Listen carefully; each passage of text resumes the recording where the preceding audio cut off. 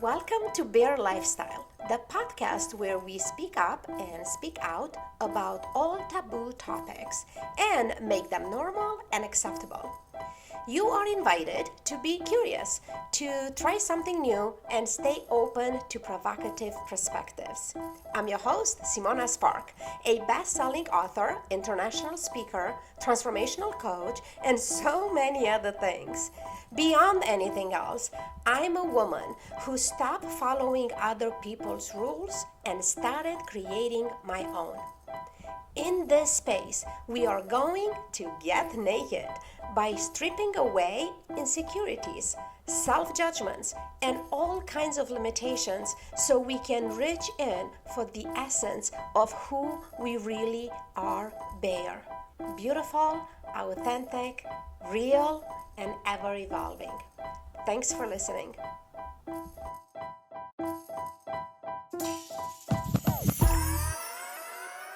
Hi, everyone. Welcome back. Welcome to Bear Lifestyle Podcast. I'm celebrating myself. I'm celebrating you and everyone that listens and watches, celebrating with tea. Cheers. A bit hot. Oh, it's been a week. How is everyone doing? I hope that your week has been easier than mine. And that's gonna take us to the topic for today, self-love. I don't know about you, but it took me years for me to understand the importance of the self-love. And it started, it's been a long process with many layers and phases, right? But it started with giving myself the time and the space for self-care and self-love after I completed my to-do list, right? And then I learned that in order to have the energy to be focused and to be in power and have my cup full to go and tackle that to-do list, I need to practice self-care and self-love first. And now I'm in a phase where that it's a no-negotiable. It's happening every day and throughout the day. But I noticed that especially when the times are tough, that's my response. My response is, how can I take care of myself? How can I love myself more in this challenge, in this difficult moment, or in this hard time? So I decided to come here today with this topic. And before I even go any further, I wanted to open the description of this episode and access the Bear Bootcamp. The Bear Bootcamp, it's a free course that I taught last year, and it's uploaded for free in Spark Transformation Academy.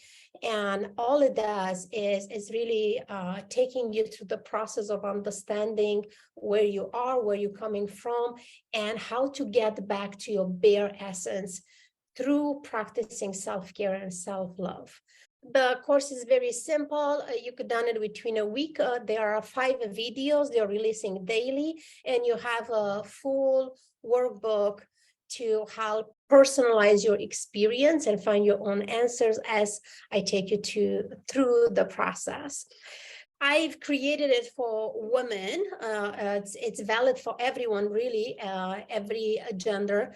Everyone could watch this course and learn from it. But I created with a woman in mind, and just tapping into specifically women's fears and insecurities and such. And also on the same page, you will see the Bear men masterclass. So that was a masterclass that I done also free, that you could access it and watch it and download it and study it. That one was created specifically with men in mind and their limitation and their insecurities. So both are available, both are free, and just open them in the description. Now, getting back to the conversation about the self-love and self-care. Everybody's talking about how important it is to put ourselves first and all the things about how that is not selfish and how it's so important, and all of that are true. And I'm a big believer in all of these, right? So what I wanted to invite you to consider for this episode is to really look into, first of all, what self-care and self-love means to you. Like, really journal about it, right? And second, what will be the things, the activities, the spaces, the people, the circumstances, the external things that you need in order to feel cared for, loved, and those things you could give them to yourself. I'm a big fan of creating your own menu for everything. So please create your own menu for self-care, create your own menu for self-love. If you look on social media and you search for a menu or list of self-care, self-love activities, what we found play first really are things like taking a bubble bath, lighting up a candle,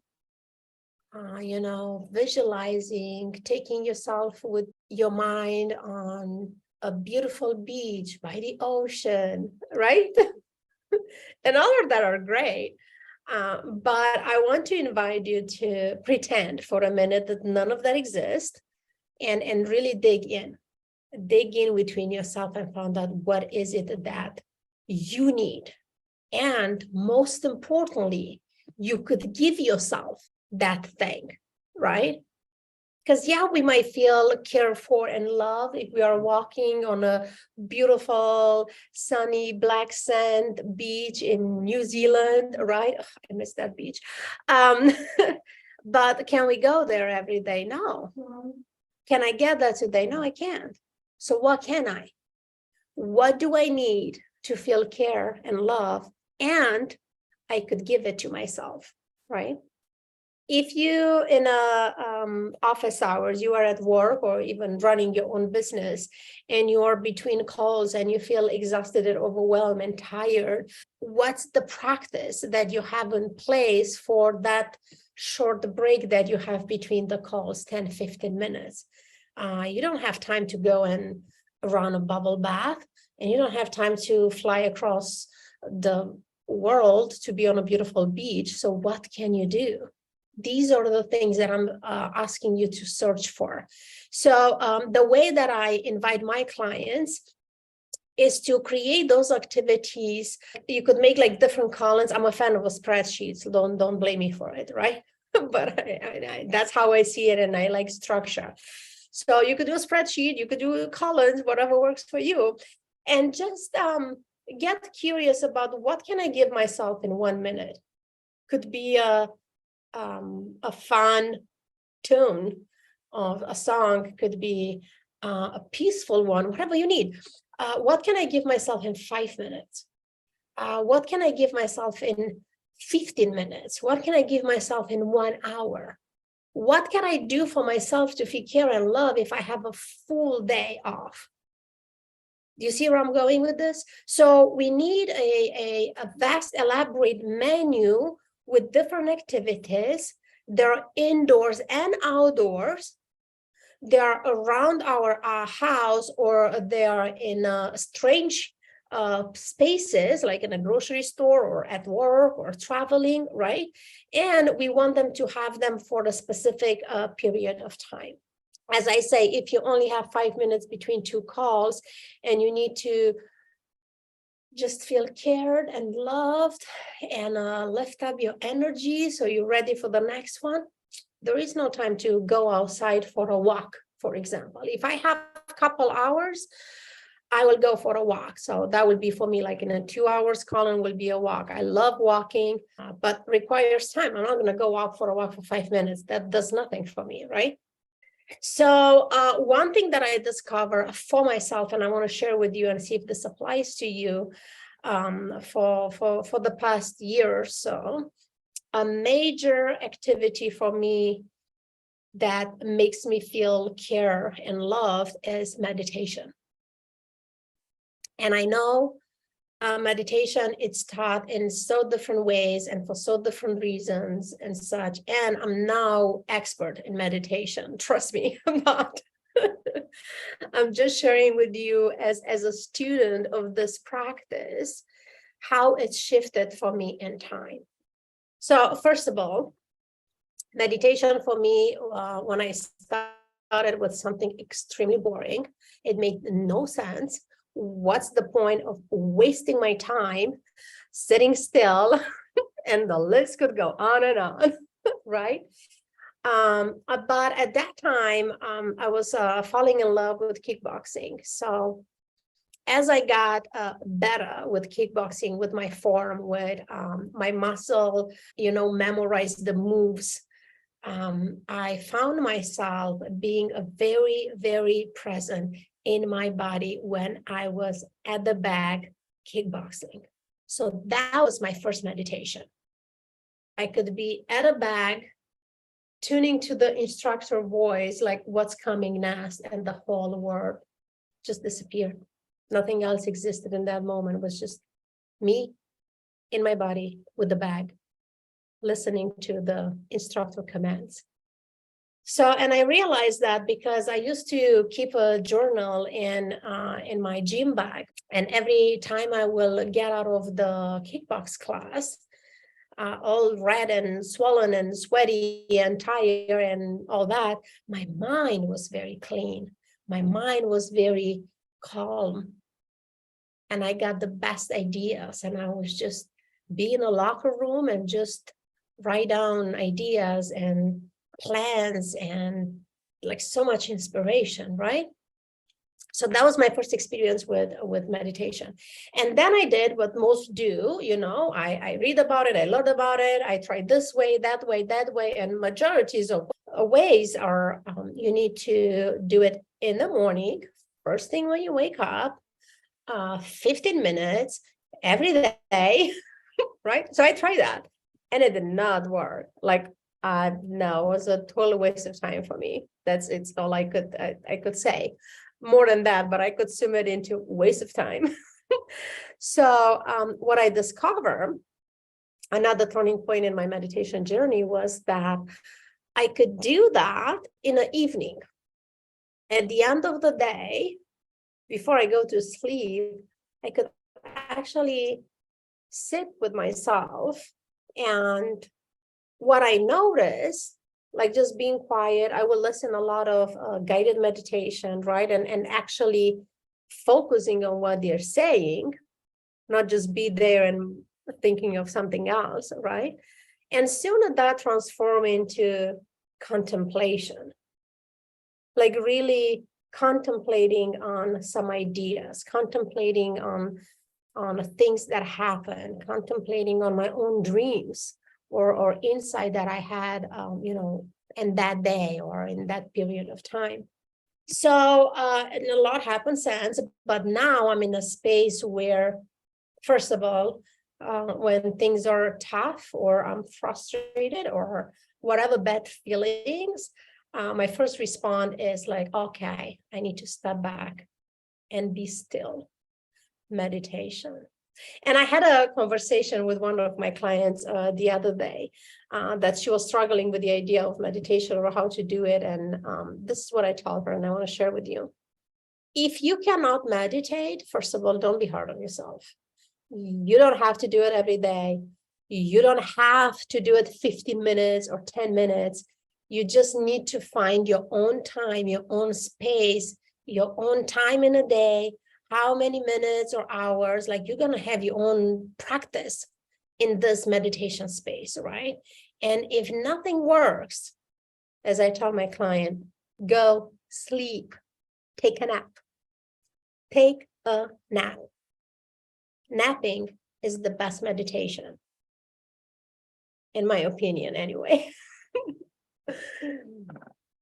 Because if you think about it, a good meditation session, when we are like fully in our body, there is brain activity, but we don't judge those thoughts, right? And we just breathe, and we just allowed our body to do its thing.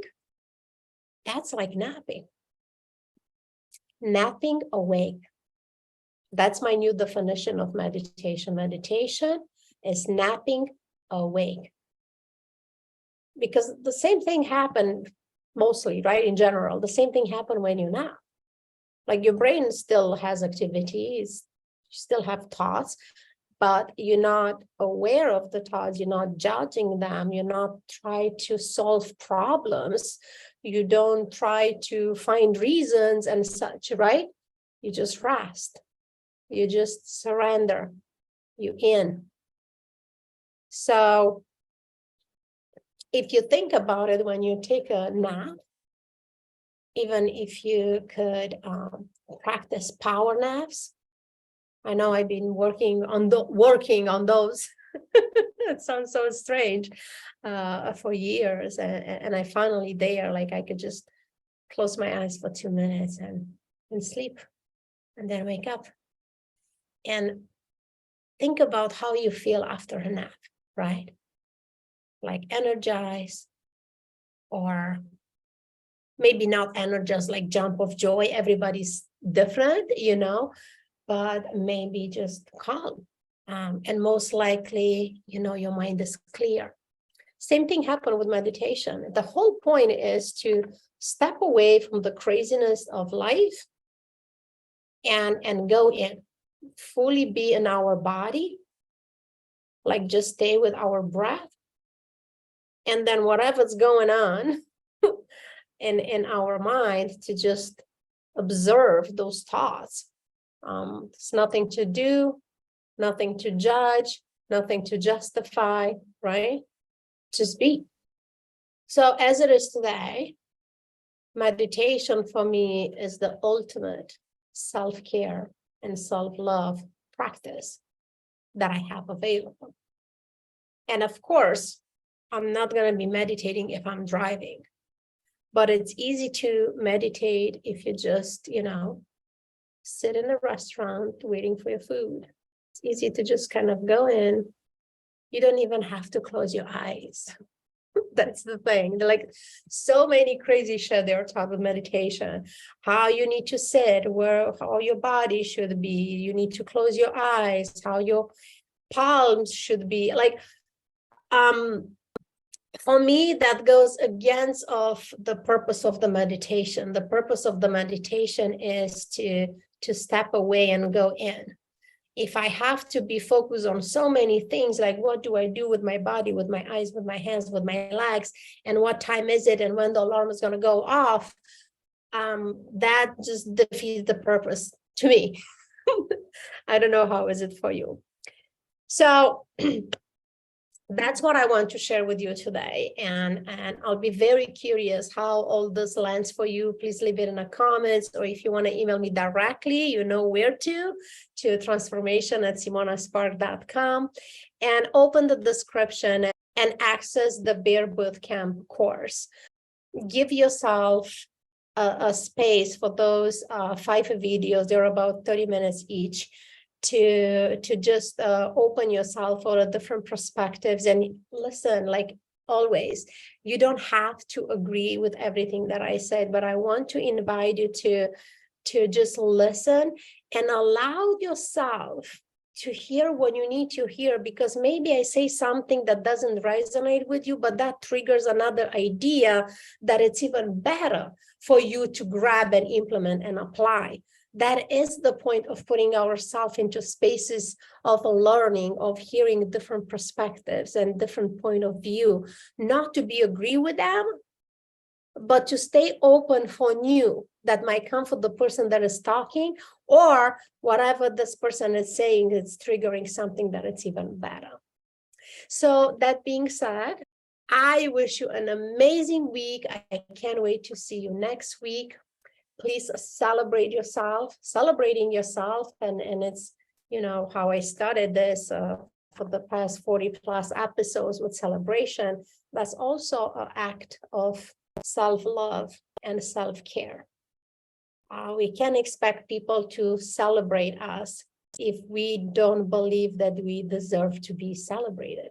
So I'm celebrating you with no so hot anymore tea. And I wish you an amazing week and a bear lifestyle.